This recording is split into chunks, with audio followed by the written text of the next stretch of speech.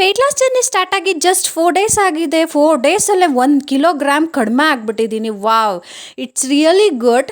ನನಗಿದು ತುಂಬ ಒಳ್ಳೆ ರಿಸಲ್ಟ್ ಕೊಡ್ತಾ ಇದೆ ಅನ್ನಿಸ್ತಿದೆ. ನನ್ನ ಬಾಡಿ ಚೆನ್ನಾಗಿ ರೆಸ್ಪಾಂಡ್ ಮಾಡ್ತಿದೆ. 45 ಡೇಸಲ್ಲಿ ಆಲ್ರೆಡಿ 3 kgs ಕಡಿಮೆ ಮಾಡಿದ್ದೀನಿ. ಮತ್ತು ಈ 4 ಡೇಸಲ್ಲಿ ಮತ್ತೆ 1 kg, ಅಪ್ರಾಕ್ಸಿಮೇಟ್ಲಿ 4 kgs 4 kilos ನಾನು ಈಗ ಕಮ್ಮಿ ಆಗಿದ್ದೀನಿ.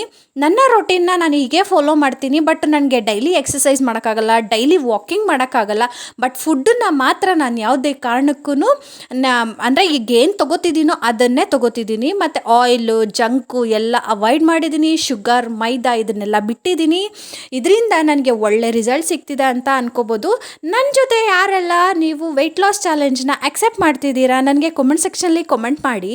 ಹಾಗೆ ನನಗೆ ಸಪೋರ್ಟ್ ಮಾಡೋದಕ್ಕೆ ನೀವು ನನ್ನ ಫಾಲೋ ಮಾಡಿ, ಹಾಗೆ ಲೈಕ್ನ ಕೊಡಿ ಅಂತ ಹೇಳ್ತಾ, ಇವತ್ತಿನ ದಿನ ಆ್ಯಸ್ ಯೂಶ್ವಲ್ ನಾನು ಮಾರ್ನಿಂಗ್ 1 ಗ್ಲಾಸು ಬಿಸಿ ನೀರು ಹಾಗೆ ಡಿಟಾಕ್ಸ್ ಡ್ರಿಂಕ್ಸ್ ತೊಗೊಂಡಿಲ್ಲ.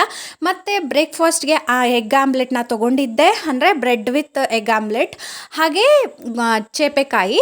ಮತ್ತು ಮಧ್ಯಾಹ್ನ ಲಂಚ್ಗೆ ನಾರ್ಮಲಾಗಿ ರೈಸು, ಸಾಂಬಾರು ಮತ್ತು ಎಗ್. ಇವತ್ತು ಎಗ್ ಸ್ಕಿಪ್ ಮಾಡಿದ್ದೆ. ಮತ್ತು ನಾನೇನು ತೊಗೊಂಡಿದ್ದೆ ಅಂದರೆ ಲೈಕ್ ಪ್ರೋಟೀನ್ಗೆ ಪನ್ನೀರ್ ತೊಗೊಂಡಿದ್ದೆ. ಅದಾದಮೇಲೆ ಈವ್ನಿಂಗು ನನಗೆ ಚಿಪ್ಸ್ ಹಾಕಿದೆ ಎಲ್ಲರಿಗೂ ಅಂತ ನನಗೆ ತಡ್ಕೊಳಕ್ಕಾಗಲಿಲ್ಲ, ಒಂದು ತಿಂದುಬಿಟ್ಟೆ. ಮತ್ತು ನೈಟ್ ಡಿನ್ನರ್ ಮಾಡಿ ಇವತ್ತಿನ ವ್ಲಾಗ್ನ ಇಲ್ಲಿಗೆ ಎಂಡ್ ಮಾಡ್ತೀನಿ. ಬಾಯ್ ಬಾಯ್.